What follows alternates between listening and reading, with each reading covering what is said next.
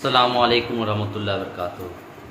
مفتی سلمان اعجزی صاحب بہت سندر بیان کرتے ہوئے اولیاء کے بارے میں خواجہ غریب نواز معین چشتی اجمیر سنجری رحمۃ اللہ علیہ جو انڈیا میں اجمیر شریف میں موجود ہیں، وہ کیسے آئیں، کیوں آئیں، کہاں سے آئے، پوری جانکاری سنتے ہیں مفتی صاحب کی زبان سے۔ آئیے سنتے ہیں۔ برادران ملت اسلامیہ، السلام علیکم ورحمۃ اللہ وبرکاتہ۔ الحمد للہ وکفا وسلام علی حبیبہ المصطفیٰ، اما بعد فاعوذ باللہ من الشیطان الرجیم، بسم اللہ الرحمن الرحیم۔ ان اللہ وملائکتہ یصلون علی النبی یا ایہا الذین آمنوا صلوا علیہ وسلموا تسلیما۔ اللہم صل علی سیدنا محمد معدن الجود والکرم وآلہ واصحابہ الکرام وابنہ الکریم وبارک وسلم صلاة دائمة سرمدا ابدا۔ قال اللہ تعالی فی کلامہ البلیغ، اعوذ باللہ من الشیطان الرجیم، الا ان اولیاء اللہ لا خوف علیہم ولا هم يحزنون الذین آمنوا وکانوا یتقون لهم البشرى فی الحیاة الدنیا وفی الآخرہ، صدق اللہ مولانا العظیم۔ حضرات، قرآن عظیم کی آیات بینات یہ ببانگ دہل ہمیں اعلان کرتی ہیں کہ دنیا میں کچھ لوگ ایسے ہیں جن کو دنیا کی کسی بھی بڑی طاقت کا کوئی خوف نہیں ہوتا، اور نہ ہی کسی بڑی پاورفل طاقت کو دیکھ کر کے وہ گھبراتے ہیں۔ کبھی ایسا نہیں ہوتا۔ قرآن ان کے متعلق اعلان کر رہا ہے، اور یہ ہوتے کون ہیں جو بالکل بے خوف ہو کر زندگی گزارتے ہیں؟ وہ اللہ کے اولیاء کی جماعت ہے۔ الا ان اولیاء اللہ لا خوف علیہم، جو اللہ کے ولی ہیں۔ ولی کون ہوتا ہے؟ ولی کے کئی معنی ہیں، دوست کے بھی ہیں، مددگار کے بھی ہیں، غلام کے بھی ہیں، مولا کے بھی ہیں، آقا کے بھی ہیں۔ یہاں پر جو اللہ کے اولیاء کا معنی لیا جاتا ہے وہ اللہ کے دوست، اللہ کے محبوب۔ وجہ یہ ہے کہ جو پیدا ہوتے ہی دنیا میں اللہ اکبر کی آواز سن کر کے آیا ہو، جس کا مطلب یہ ہوتا ہے اللہ سب سے بڑا ہے۔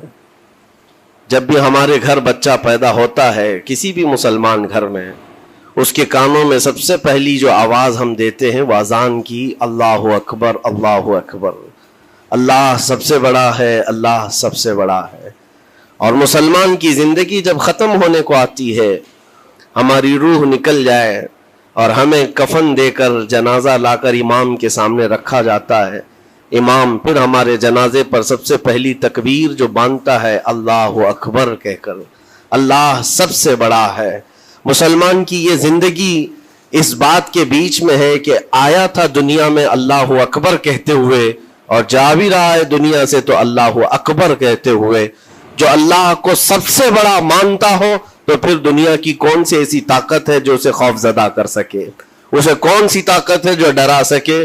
لیکن بہت سارے ایسے ہیں کہ غفلت میں آ کر کے وہ کسی اور کو بڑا سمجھ لیتے ہیں، کبھی حالات کو بڑا سمجھتے ہیں، کبھی تخت و تاج کو بڑا سمجھ لیتے ہیں، کبھی طاقت و قوت کو، فوج کو، نظام کو، ان کا رعب اپنے سینے پر ڈال کر کے جینے لگ جاتے ہیں، جبکہ اللہ تعالیٰ فرماتا فلا تخشوہم واخشونی، ان سے مت ڈرو، مجھ سے ڈرو۔ اللہ کا خوف جس کے دل میں آ گیا، اللہ اس کو ہر خوف سے آزاد کرتا ہے، ہر خوف سے آزاد کرتا ہے۔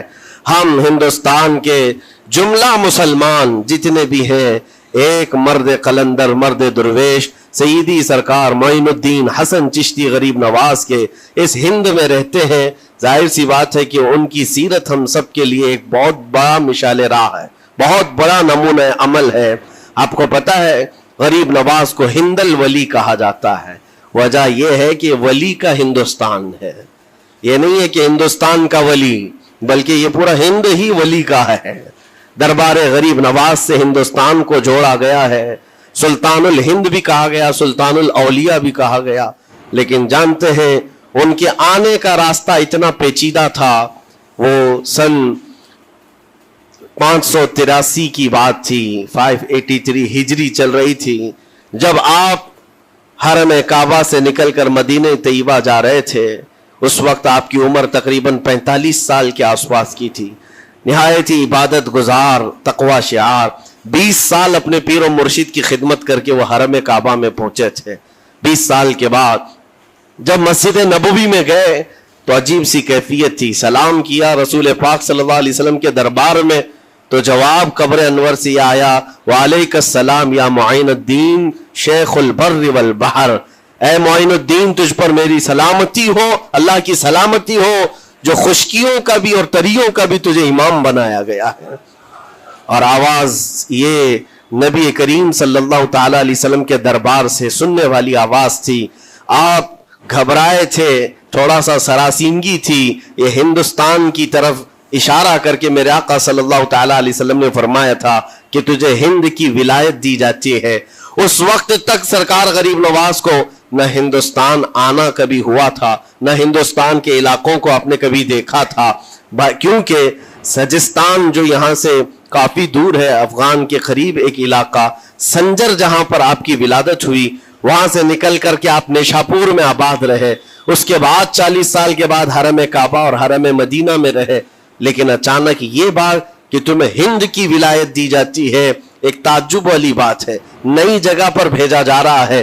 آپ دوبارہ شام میں نبی پاک صلی اللہ علیہ وسلم کے دربار میں حاضر ہوئے اور سلام پیش کرنے کے بعد, کیونکہ یہ خوشی کی بات تو سب کے لیے تھی کہ ہندوستان کو اللہ تعالیٰ ایک عظیم ولی بھیج رہا ہے, لیکن جس کو بھیجا جا رہا ہے وہ بے قرار تھا, بے چین تھا, کیونکہ نہ راستے پتہ ہے, نہ ملک کے حالات معلوم ہیں.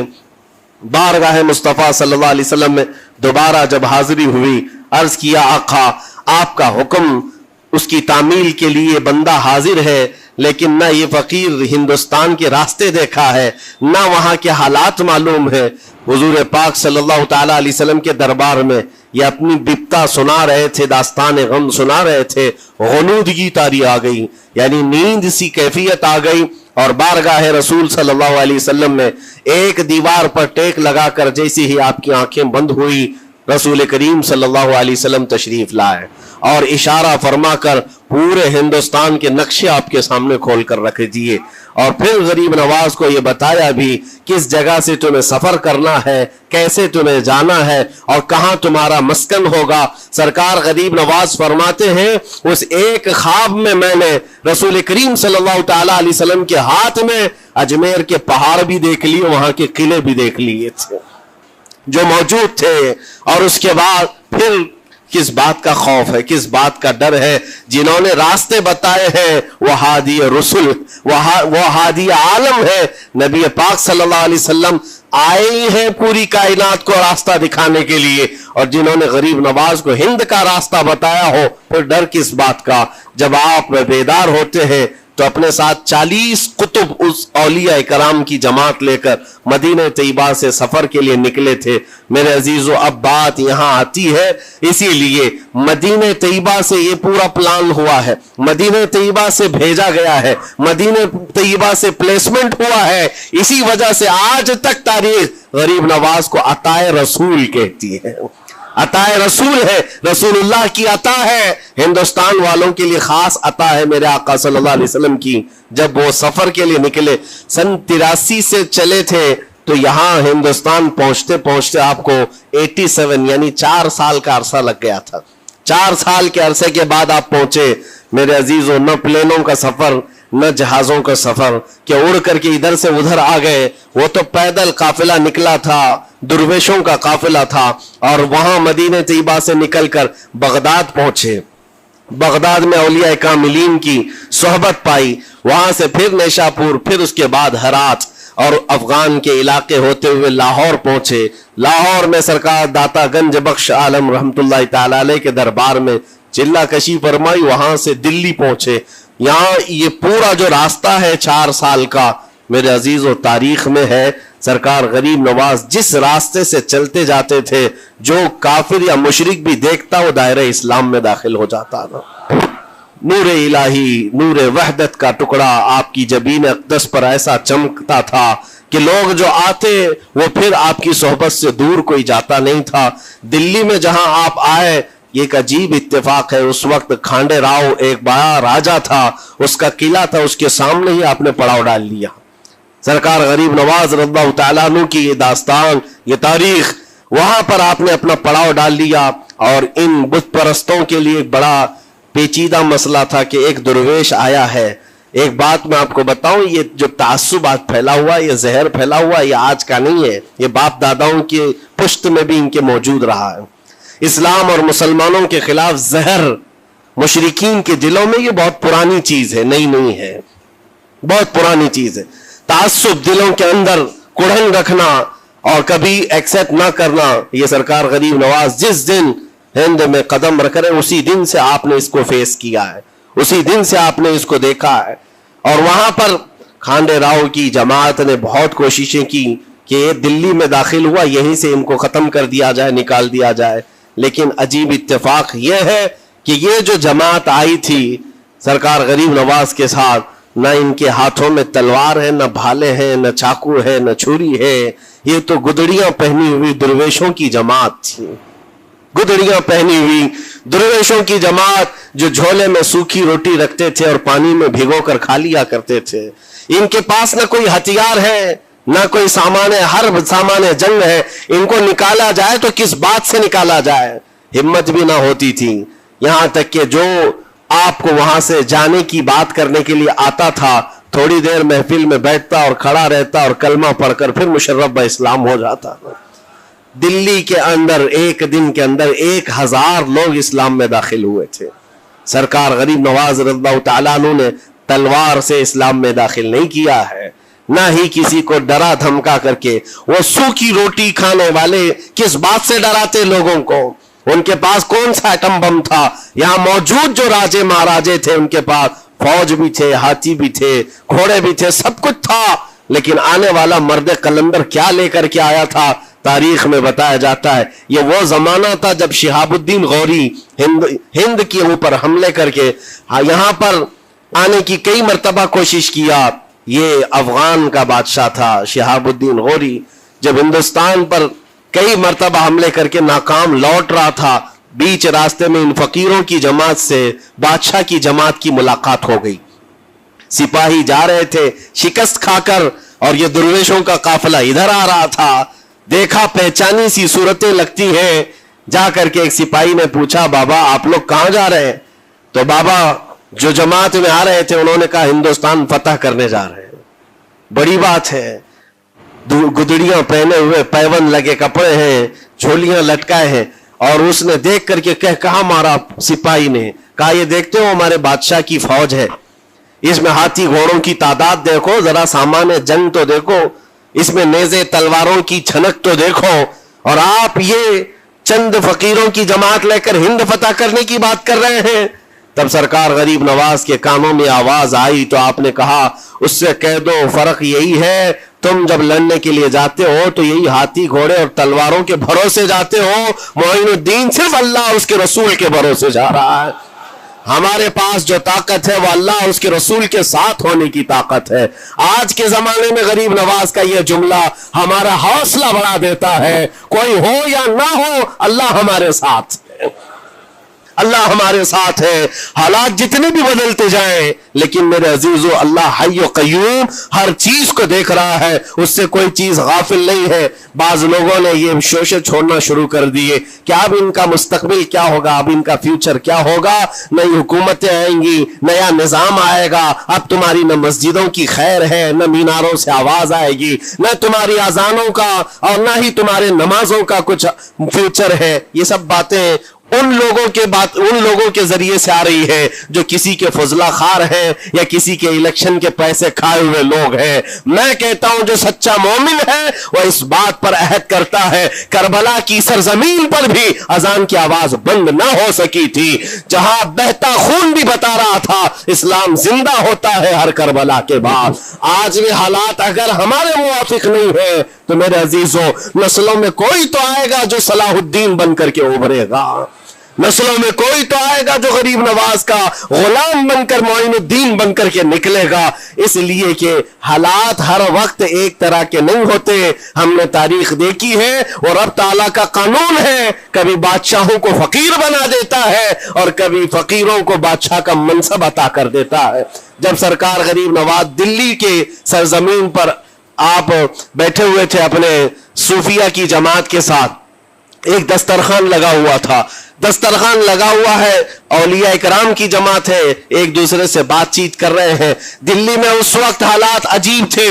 एक छोटा सा लड़का जिसकी उम्र 13 या 14 साल की रही होगी, वो अपने हाथ में खटोरी और एक तीर और तरकश लेकर के सामने से जा रहा था। औलिया की नजर उस पर पड़ी, सरकार गरीब नवाज ने नजर उठाकर देखी, और सामने से मजमे से जाने वाले बच्चे बहुत सारे होते हैं, कोई आया गया, लेकिन गरीब नवाज ने नजर उठाकर देखा और फिर सूफिया की जमात से कहा कि देखना ये कल दिल्ली का बादशाह बनकर के निकलेगा, हिंदुस्तान की पूरी सल्तनत इसके पास होगी। तारीख में मौजूद है गरीब नवाज की जुबान से निकला हुआ ये जुमला। वो लड़का कोई और नहीं था, सुल्तान शमसुद्दीन अल्तमश, जो हिंदुस्तान का ताकतवर बादशाह बनकर के निकला था। हाँ, वो जिसको चाहे नवाज दे और जिसको चाहे उठा दे।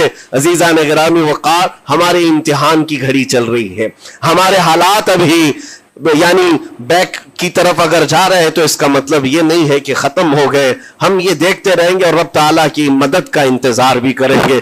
हमारे साथ जो कुछ भी जुल्म हो या नाइंसाफी हो, हर एक चीज के लिए हम इतना ही कहते हैं, ये वक्त भी गुजर जाएगा, रात हमेशा नहीं होती, सुबह का उजाला जरूर आएगा, सुबह का उजाला आएगा।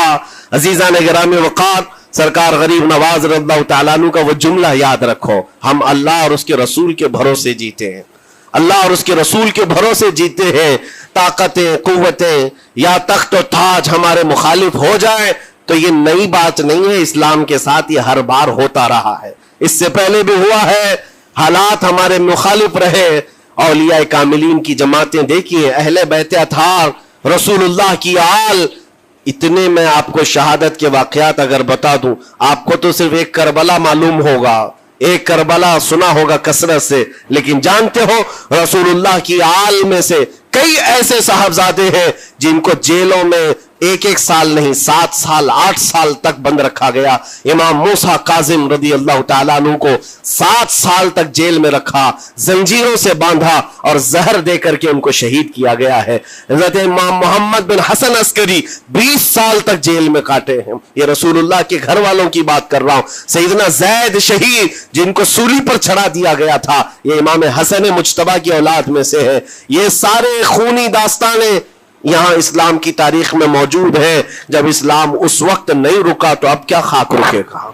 इस्लाम अब नहीं रुकना है, कयामत तक इसकी हिफाजत अल्लाह करीम फरमाएगा, अल्लाह करीम फरमाएगा। हम जैसे आएंगे और चले जाएंगे, लेकिन इस्लाम को फलना फूलना है, ये फलता फूलता ही रहेगा इंशाअल्लाह।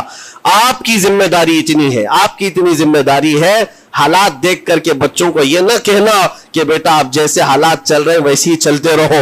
नहीं, अपने बेटों को यह तरगीब देना कि बेटा आज हम इम्तिहान की घड़ी में हैं, कल अगर अल्लाह ने हालात अच्छे कर दिए तो याद रखना, जिस जगह बुतकदे बने हमारी मस्जिदों को तोड़कर, इंशाअल्लाह वहां से अजान की आवाज फिर से गूंजेगी, अजान की आवाज आए। ये बच्चों को नसीहत होनी चाहिए। हमारी तारीख मिटाने से मिटती नहीं है, एक दौर आएगा फिर जब अल्लाह करीम चाहे तो ये तारीख खुल करके लोगों के सामने आए।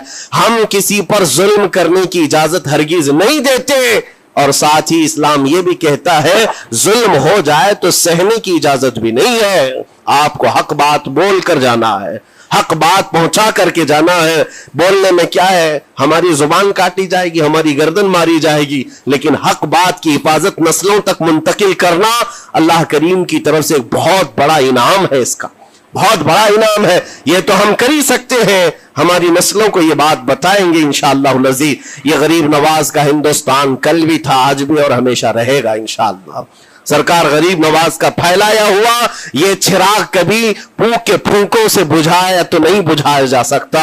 आप दिल्ली की सरजमीन से जब अजमेर मोहल्ला पहुंचे थे, ये तकरीबन 7 महीने का सफर था गालिबन।